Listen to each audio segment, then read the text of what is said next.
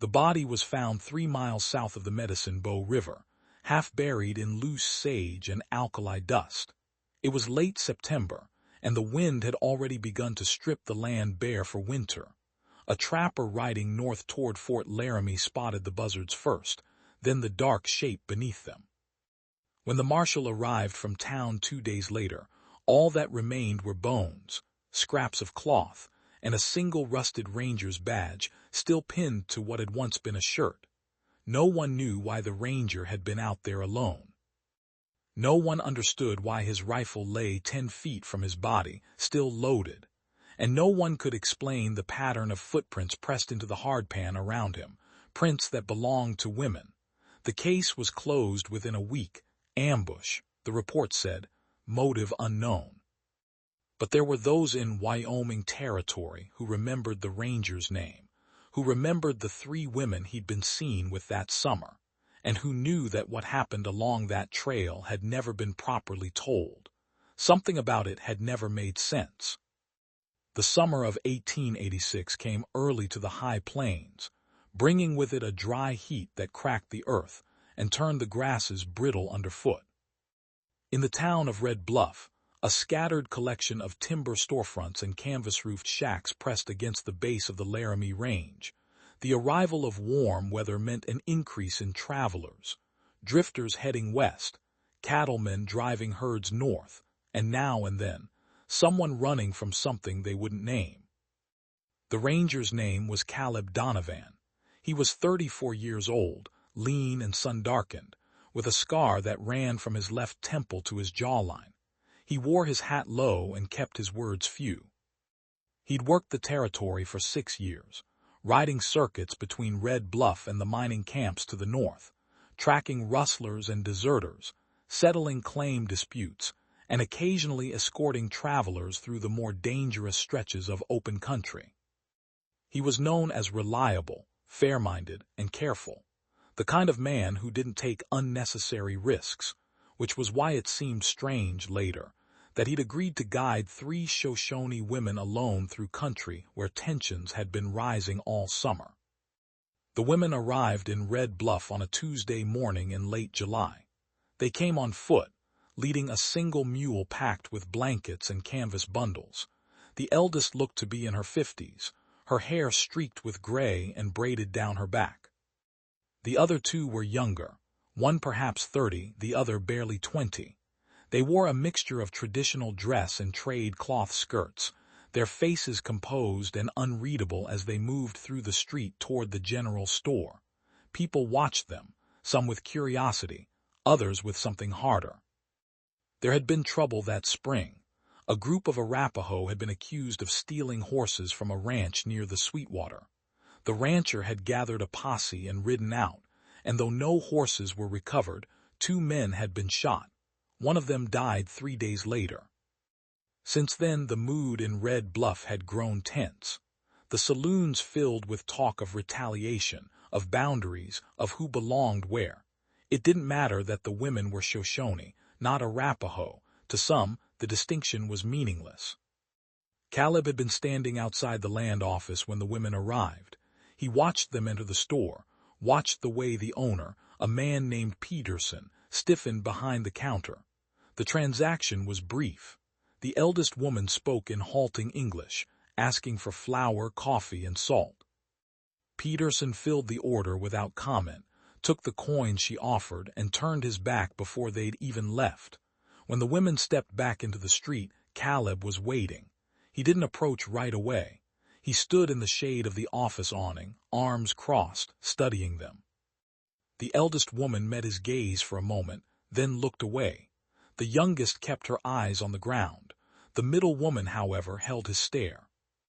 Her expression was calm, but there was something behind it, something watchful, something that suggested she was measuring him the same way he was measuring her. He walked over. "You headed somewhere specific?" he asked. The eldest woman nodded. "North." "We have family everywhere," the middle woman said. Her voice was steady, her English better than the elder's. He didn't press. He'd heard enough stories to know what that meant. Displacement, treaties broken or ignored, communities scattered, people trying to piece together what remained. "Trail's dangerous this time of year," he said. Caleb hesitated. He had other work waiting, a claim dispute near the railroad, a warrant for a cattle thief operating out of the foothills. But something in the way the women stood there, quiet and unafraid despite the eyes watching them from across the street, made him nod. "If you want it," he said. She didn't look like she believed him, but after a moment the eldest woman nodded. "We leave tomorrow," she said. Caleb tipped his hat. They rode out before the town was fully awake. The sky was pale and cool, the air still carrying the faint chill of night. Caleb led them north along the old emigrant trail, keeping to the high ground where the visibility was good and the terrain less likely to hide trouble. The women walked behind him, silent and steady, their mule plodding along with the patient endurance of an animal that had crossed harder country than this. For the first 2 days, the journey was uneventful. They passed a freight wagon heading south, a pair of miners leading pack horses toward the mountains, and once, a lone rider who watched them from a distant ridge before turning away. Caleb kept his rifle across his saddle and his eyes on the horizon. He didn't speak much, and the women seemed content with the silence. But on the 3rd day, something shifted. They had camped the night before near a dry creek bed, sheltered by a stand of cottonwoods that offered some protection from the wind. Caleb woke before dawn to find the eldest woman already awake, sitting near the ashes of the fire with her hands folded in her lap. She was staring east, toward the pale line of light spreading across the plains. "Trouble?" he asked quietly. She didn't look at him. "2, maybe 3. A white man helping Indians," she said simply. Caleb didn't argue. He'd thought the same thing himself.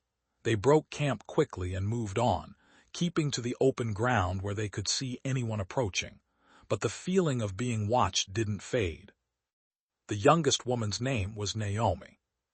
She had been raised in a mission school near South Pass and spoke English with a careful precision that suggested she'd been taught to fear making mistakes. She was the first to speak openly to Caleb, asking him questions as they walked, where he was from, how long he'd been a ranger, whether he had family. He answered as briefly as he could, but her questions unsettled him. Not because they were intrusive, but because they suggested a kind of trust he wasn't sure he'd earned. "Why did you help us?" she asked one evening as they rested near a shallow spring. Caleb thought about it. "Your job is to protect people," she said. He didn't have an answer for that. The middle woman's name was Mary, though Caleb suspected that wasn't the name she'd been born with. She was quiet but watchful, her gaze always moving, always measuring. She reminded him of soldiers he'd known during the war, people who had learned to survive by staying one step ahead of danger. The eldest woman never gave her name. Caleb didn't ask. On the 5th day, they reached a place where the trail forked. One path led northwest toward the reservation. "The men following us, they are not trying to catch us." They took the northwest trail. Caleb didn't know what else to do. Turning back would mean confronting whoever was following them, and he had no proof of hostile intent, only instinct, and instinct wasn't enough to justify a fight. So they pressed on, moving faster now, the mule struggling to keep pace, but the feeling of being watched intensified. On the 6th day they saw the riders. There were 3 of them silhouetted against the skyline to the south. They made no move to approach, but they didn't leave either. They simply sat their horses and watched. Mary saw them first. "There," she said, pointing. Caleb reined his horse around. The eldest woman spoke quietly. "He did. That night they camped in a dry ravine, hidden from view." Caleb kept watch, his rifle across his knees, his eyes fixed on the darkness above. The women slept in shifts, and when Caleb finally dozed near dawn, he dreamed of things he couldn't name, shapes moving in the dark, voices calling from places he couldn't see. He woke to find Mary crouched beside him. He grabbed his rifle and moved to the edge of the ravine. The sky was just beginning to lighten, the stars fading into pale gray. And there, less than a quarter-mile away, he saw them. But when he looked at Mary's face, he saw something that stopped him cold. She wasn't afraid. Before he could answer, a rifle shot cracked across the dawn, and the world erupted into motion. The shot went wide, tearing through the canvas bundle strapped to the mule's back. The animal bolted, scattering supplies across the ravine floor. Caleb dropped to one knee, rifle raised, searching for the shooter through the pale morning light.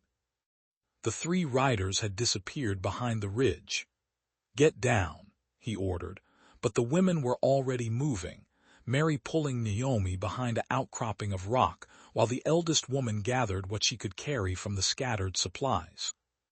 Another shot rang out, this one closer, kicking up dust near Caleb's boot. He fired back toward the ridge, more to announce his presence than with any hope of hitting something he couldn't see. The sound echoed across the empty country, then faded into silence. Caleb scanned the terrain. The ravine offered some protection, but they were exposed from above. If the riders circled around, they'd be trapped. He made a quick decision. The eldest woman looked at the scattered supplies with something like grief, but she nodded. They moved quickly, keeping to the low ground, the sound of their footsteps muffled by sand and sage. Caleb brought up the rear, glancing back every few seconds, waiting for the riders to reappear. They didn't. But he could feel them out there, patient and deliberate, waiting for the right moment. They walked for 3 hours without stopping. By the time the sun reached its apex, they had put several miles between themselves and the ravine, but Caleb knew it wasn't enough. The riders were mounted. They could close the distance whenever they wanted. "Why don't they just come after us?" Naomi asked, her voice tight with fear. "Or they want us somewhere specific," Caleb added. He studied the landscape ahead, rolling plains broken by scattered rock formations and dry creek beds. "And if they don't?" Mary asked. But even as he said it, he felt the weight of uncertainty. He was one man with one rifle, responsible for 3 women in country that seemed to be growing more hostile with each passing hour. He'd made a promise to get them safely to Wind River, but promises meant nothing if the people making them ended up face down in the alkali dust. They reached the tree-covered ridge by late afternoon. The terrain here was different, rougher, with stands of pine and juniper offering actual shelter. Caleb found a spot near a spring where they could rest and refill their water. The women sat in exhausted silence, and for the first time since the shooting started, Caleb allowed himself to believe they might make it through. That's when the eldest woman spoke. "We were never going to the reservation," Mary said. She met his eyes with that same calm, measuring expression. The eldest woman spoke first. "We have family at Wind River, yes, but we were not traveling to see them." Mary reached into the folds of her dress and pulled out a small leather pouch. She opened it carefully and showed him what was inside: papers, folded tight and sealed with wax. "From a lawyer in Cheyenne," Mary said. "He was helping families prove ownership of land promised to them by treaty, land the government now says belongs to ranchers and railroad companies."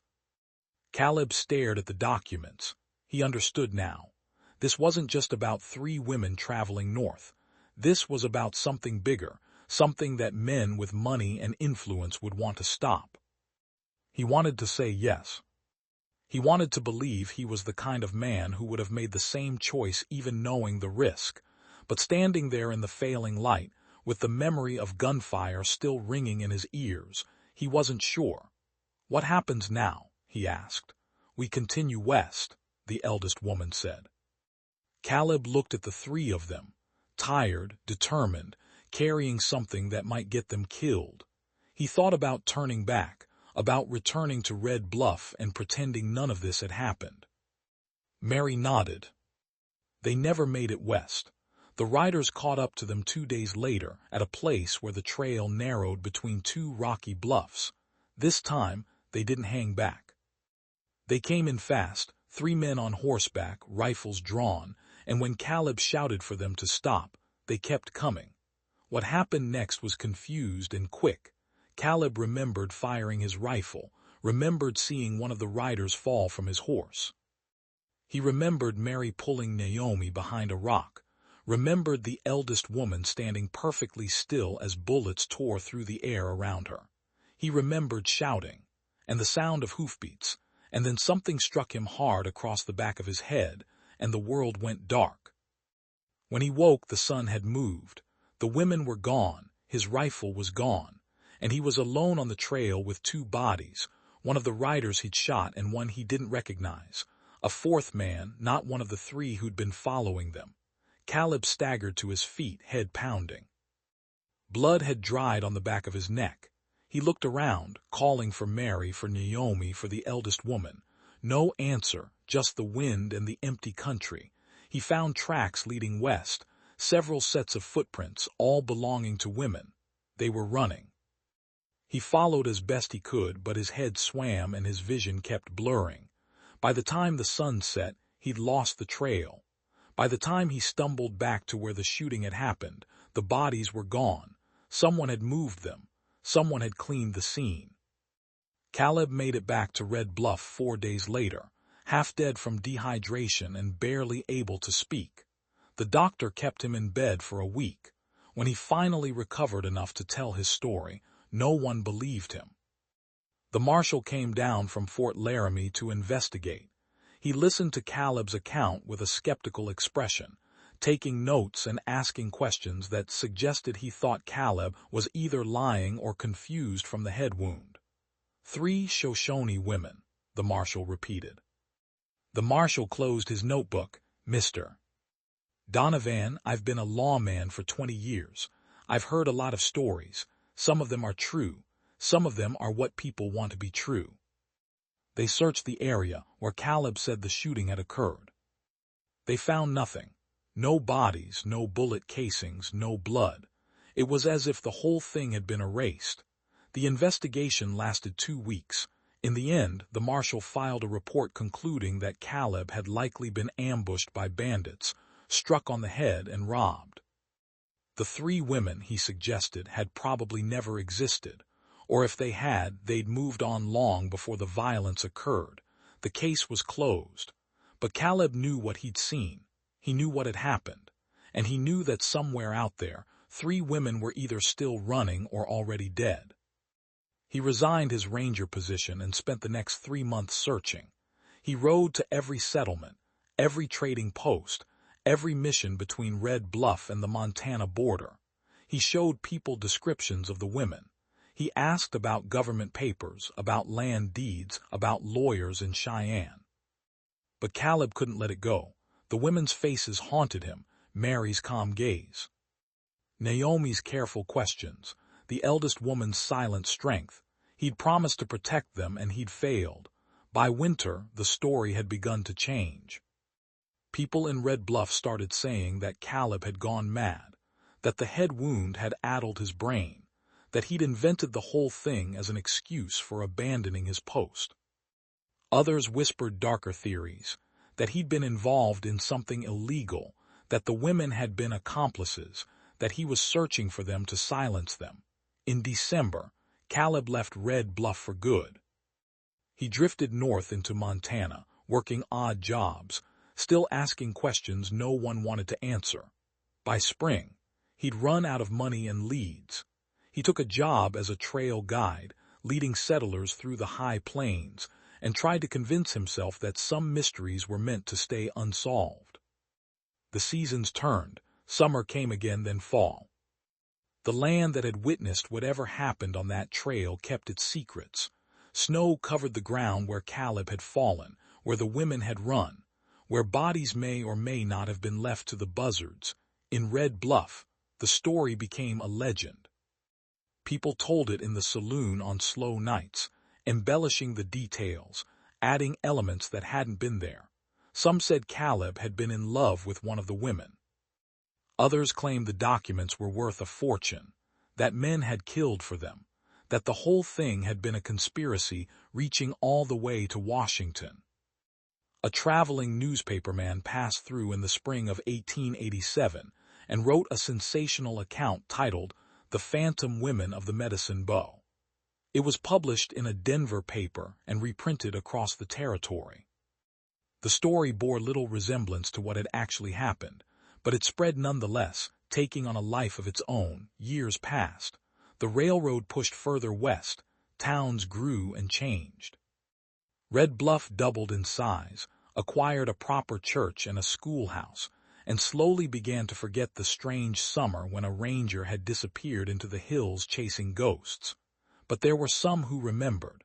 The doctor who'd treated Caleb's head wound never quite believed the official story. He kept his own notes, detailed descriptions of the injury that suggested it had come from a rifle butt, not a random blow. He filed them away in a trunk with other documents from his practice, wondering if someday they might matter. Peterson, the store owner, remembered the 3 women who'd come in that July morning.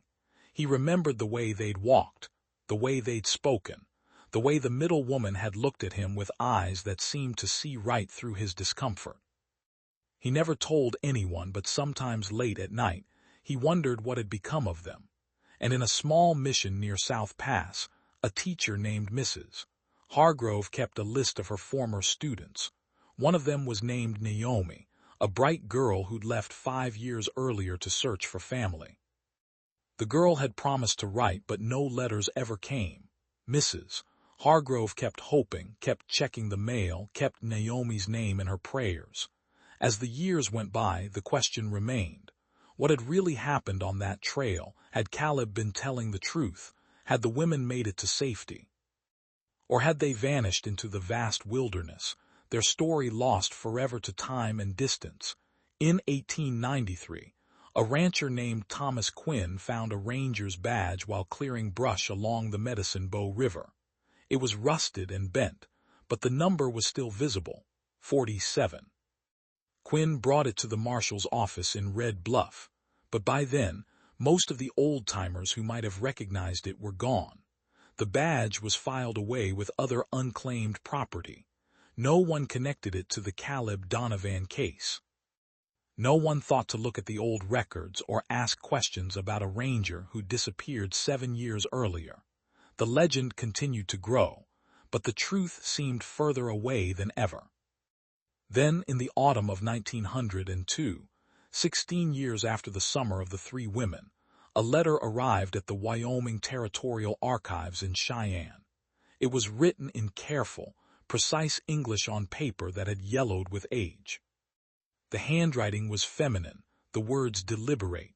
The letter had no return address, but it bore a postmark from a small town in Oregon. The archivist who opened it almost discarded it as another crank letter. The archives received dozens every year from people claiming to have solved old mysteries or possessing secret knowledge about historical events. But something about this letter made her pause. It began, "My name was once Naomi. I was taught to read and write at the South Pass Mission School." The archivist read the letter 3 times. Then she pulled the old case files, dusty boxes that hadn't been opened in over a decade, and began to compare the details. The letter described the journey north from Red Bluff. It described the ranger named Caleb, the riders who'd followed them, the shooting near the rocky bluffs. But it also described what happened after, the part Caleb had never known. After Caleb fell, the letter explained, the riders had split up. One stayed to deal with the unconscious ranger. The other 2 chased the women into the hills. Mary had given herself up to buy time for Naomi and the eldest woman to escape. She'd walked toward the riders with her hands raised, the leather pouch containing the documents hidden in Naomi's dress. The riders had taken Mary away. Naomi never saw her again. Naomi and the eldest woman had continued west, traveling at night, hiding during the day. They'd lost the documents somewhere along the way, dropped them in a creek during a panicked crossing, or left them hidden beneath a rock they could never find again. Without the papers, they'd had nothing to deliver, no reason to keep running. But they couldn't go back. They'd eventually reached a settlement in Oregon, where the eldest woman died of pneumonia during the first winter, Naomi had stayed, taking a new name, building a new life, trying to forget. But she'd never forgotten. And now, at the end of her own life, she wanted someone to know that it had all been real, that 3 women and a ranger had crossed the high plains that summer, that some of them had tried to do something right in a world that punished people for trying. That what happened along that trail mattered, even if no one had believed it. The letter ended with a single line. If anyone ever asks what became of the ranger, tell them he kept his promise. He protected us as long as he could. The archivist sat in the quiet office, the letter resting on her desk, the afternoon light slanting through the dusty windows. She thought about all the stories that never get told, all the truths that disappear into silence, all the people who vanish into history without anyone noticing. Then she picked up a pen and began to write her own notes, documenting the letter's arrival, cross-referencing it with the old case files, preparing a report that would reopen an investigation that had been closed for 16 years. Somewhere in those files was a rusted badge with the number 47. Somewhere in the vast records of Wyoming territory was a name, Caleb Donovan. And somewhere in the high plains south of Medicine Bow, the land still held its secrets, waiting for someone to finally piece together what had happened on that summer trail when 3 women and a ranger tried to carry truth through country that didn't want it told. The archivist's name was Elizabeth Marsh. She had worked in the territorial archives for 8 years, cataloging the detritus of frontier justice, reports of horse thieves and boundary disputes, records of trials held in canvas tents, death certificates signed by men who'd never studied medicine. Most of it was mundane, some of it was tragic. All of it was forgotten by everyone except her. But this letter was different. She spent 3 days cross-referencing Naomi's account with the original case files. The details matched, the date, the location, the names. There were gaps, of course, inconsistencies between what Naomi remembered and what had been officially recorded. But the core of the story held together in a way that suggested truth rather than fabrication. On the 4th day, she drafted a memo to the territorial marshal's office recommending that the Donovan case be reopened. She expected resistance, maybe even dismissal. 16 years was a long time. Most of the people involved were dead or scattered. And the territory had more pressing concerns than old mysteries. But she wrote the memo anyway, sealed it in an envelope, and sent it north to Fort Laramie. Then she waited. The response came 3 weeks later. The current marshal, a man named William Garrett, had reviewed her report and declined to reopen the investigation. His reasoning was brief and bureaucratic. Insufficient evidence, lack of witnesses, allocation of resources to active cases. The letter was polite but final. Elizabeth read it twice, felt the familiar weight of institutional indifference settle over her, and filed it away with the rest of the correspondence. But she kept Naomi's letter. And she kept thinking about the ranger whose badge had been found near Medicine Bow, about the women who disappeared into the wilderness, about all the stories that ended in silence, because no one with authority cared enough to listen. That might have been the end of it. Another forgotten case, another truth buried beneath the weight of time and bureaucracy. But Elizabeth made a decision that autumn that would change everything.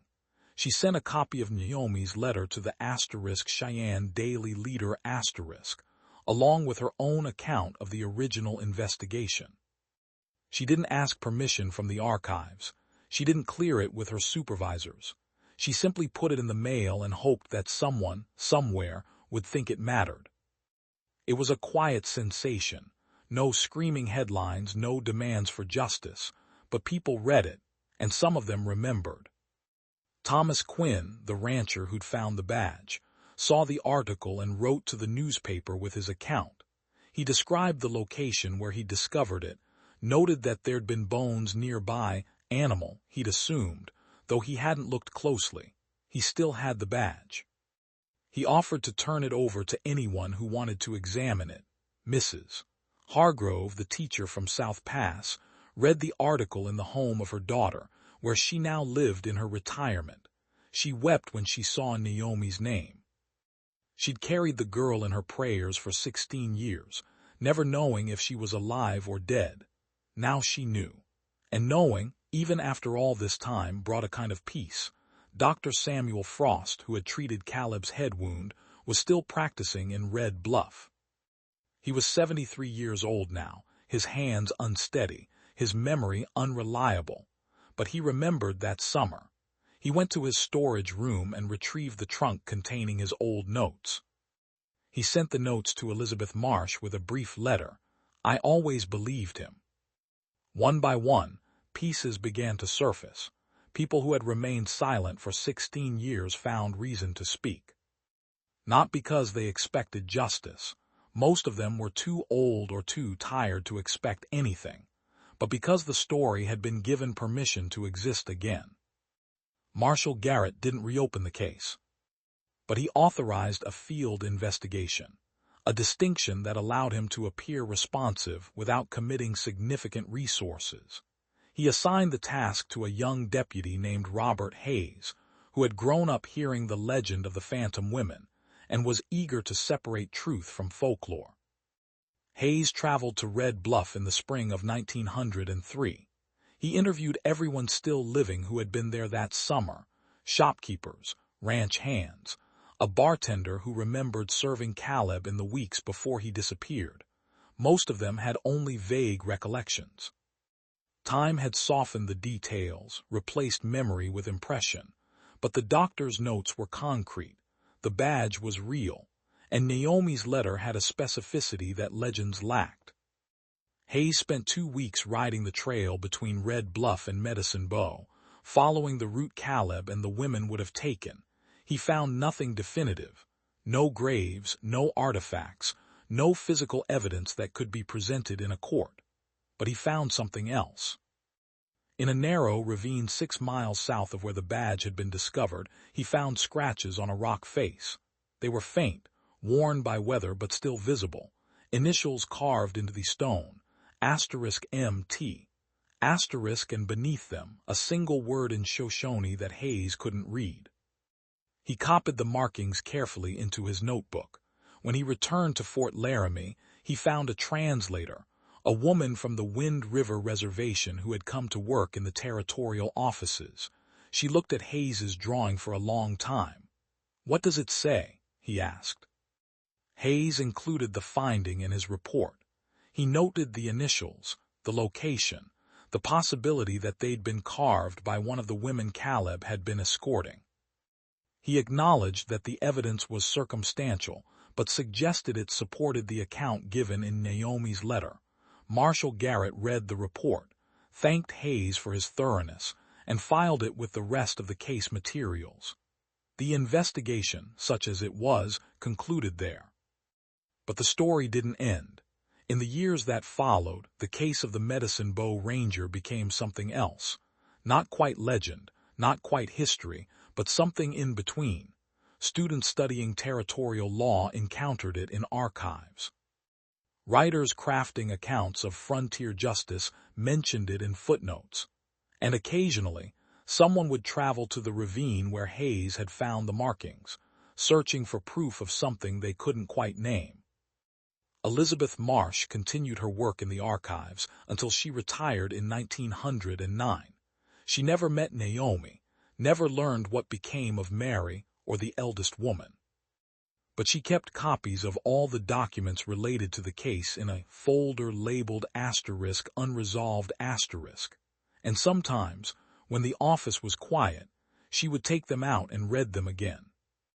There was something about the story that stayed with her, the image of 3 women and a ranger crossing country that didn't want them to pass, carrying something fragile and important, believing it mattered enough to risk everything.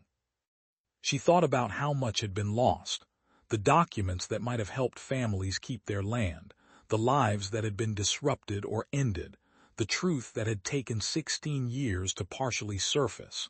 But she also thought about what had survived, Wyoming had lived.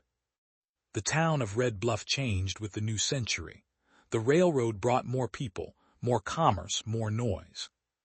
The old tensions between settlers and the indigenous communities shifted, but never disappeared. Land disputes continued, treaties were ignored or rewritten, and the same patterns played out in slightly different forms. There was no body beneath it. The grave was symbolic, erected by Dr.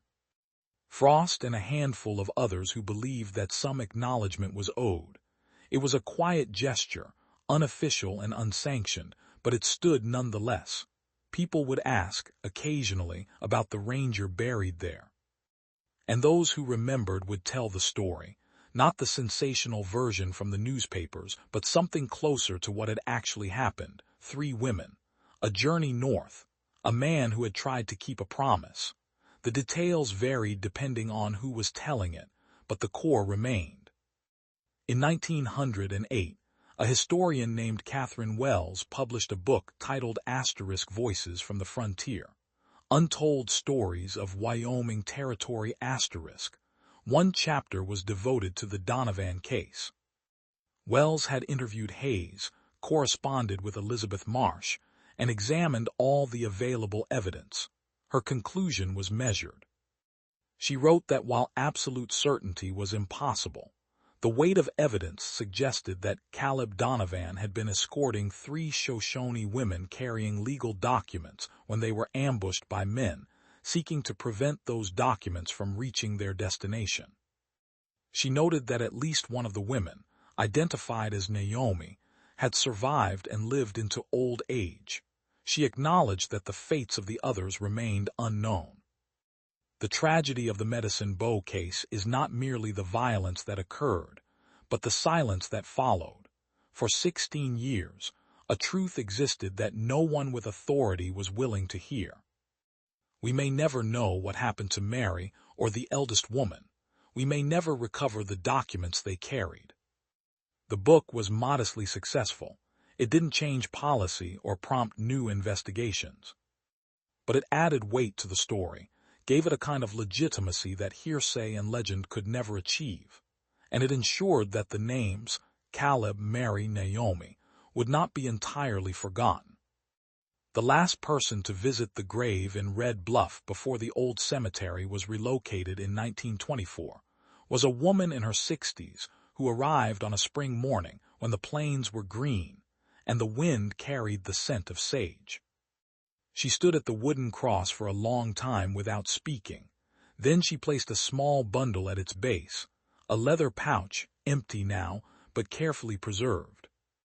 Inside was a scrap of paper with handwriting that had faded to near illegibility, but the words were still visible to those who looked closely. Promises kept asterisk. The cemetery caretaker saw her from a distance but didn't approach. When he checked later, the woman was gone. The pouch remained. No one ever learned who she was. No one connected her visit to the old case. But years later, when the graves were being moved to make room for a new church, the pouch was found and donated to the Territorial Archives, where it was filed with the other materials related to Caleb Donovan. Elizabeth Marsh had passed away by then, but her successor, a young man who had read Wells's book and been captivated by the story, recognized the significance. He cataloged it carefully, noted the date it had been found, and added it to the folder marked *unresolved*. The country south of Medicine Bow doesn't remember. The wind still moves across the plains, the seasons still turn, and the land keeps whatever secrets it holds. The ravine where Hayes found the markings has long since eroded. The trail Caleb and the women walked has been replaced by roads and fences and towns that didn't exist when they passed through. But sometimes, on quiet evenings when the light slants low across the hills, there are those who drive through that country and think about the stories it contains. They think about journeys that ended in silence, about people who tried to carry truth through places that didn't want it told, about promises made and kept in ways that no one witnessed. They think about a ranger who kept his word until he couldn't anymore. They think about three women who walked into history and mostly disappeared from it. And they think about how much we lose when we stop listening, when we decide that some truths aren't worth the trouble of believing. The story of Caleb Donovan and the three women is not a story with a neat ending. Justice was never served in any formal sense. The men who ambushed them were never identified or prosecuted. The documents they carried never reached their destination. Most of what happened along that trail remained unknown, but the story survived. And in surviving, it became a testament to something larger, to the countless forgotten struggles of the frontier, to the people who tried and failed and tried again, to the truth that persists even when institutions refuse to acknowledge it. In the end, perhaps that's the only legacy that matters. Not monuments or headlines or official vindication, but the simple fact that someone remembered, that someone cared enough to write it down, that someone believed it was worth preserving. The land south of Medicine Bow keeps its silence, but we know now that the silence isn't empty. It's full of voices, waiting as they always have been for someone willing to listen. And somewhere in the archives, in folders marked and cataloged and carefully preserved, the story waits too, not resolved, but no longer entirely forgotten. Not justice, but something close to acknowledgement. Not an ending, but a kind of rest. The wind moves across the high plains, the seasons turn. And the story, like all true stories, continues in the minds of those who carry it forward. A reminder that what happened in the dust and distance of the frontier still echoes, still matters, still asks us to remember those who walked roads we'll never see, carrying burdens we'll never fully understand, believing in possibilities that the world tried to deny. That summer in 1886, 3 women and a ranger crossed the country south of Medicine Bow. Some of them survived. All of them mattered. And now, more than a century later, we know enough to say that what they tried to do, however it ended, was worth remembering. The rest belongs to the land and the silence, and perhaps that's where some stories are meant to remain.